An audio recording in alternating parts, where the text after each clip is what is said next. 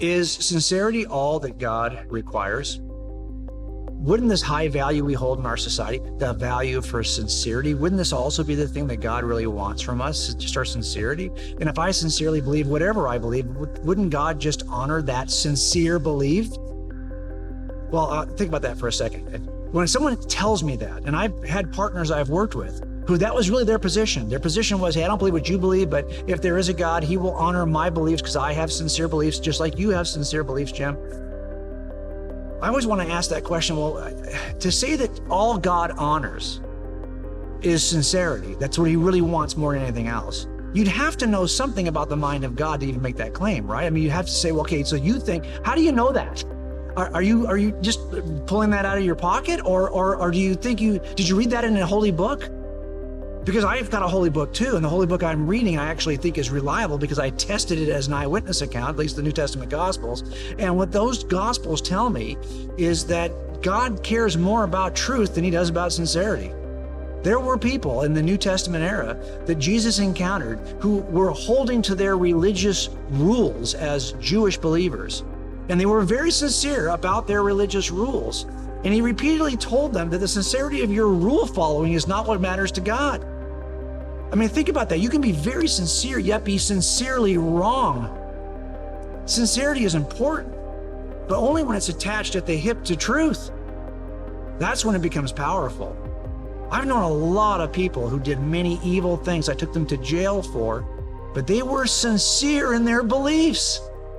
We would say, wait a minute now, sincerity is great, but what if it's pointed toward evil? What if it's pointed towards something that's not true? Then sincerity becomes a problem and not a help.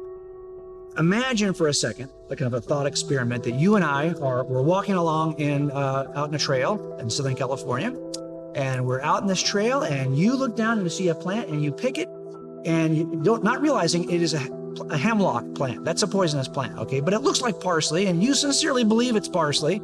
So you start chewing on this poisonous plant, sincerely believing it's parsley. Will your sincerity of belief protect you from that poison?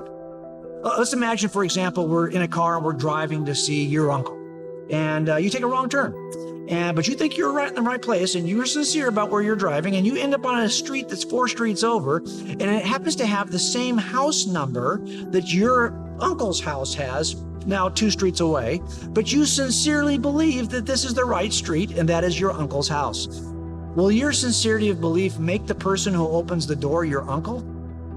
I don't think so. I think you can be sincere and be sincerely wrong. It turns out that truth in both of those situations trumps sincerity. Yes, sincerity has a value, but it borrows its value from truth. And that's why it's so important for us to focus not on what we sincerely hope is true, even what I might like, even what I might have spent my entire life believing with great sincerity.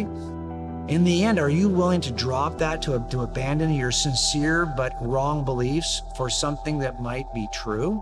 I hope so, because that's what the gospel offers. It offers something that's true in spite of what you might sincerely desire.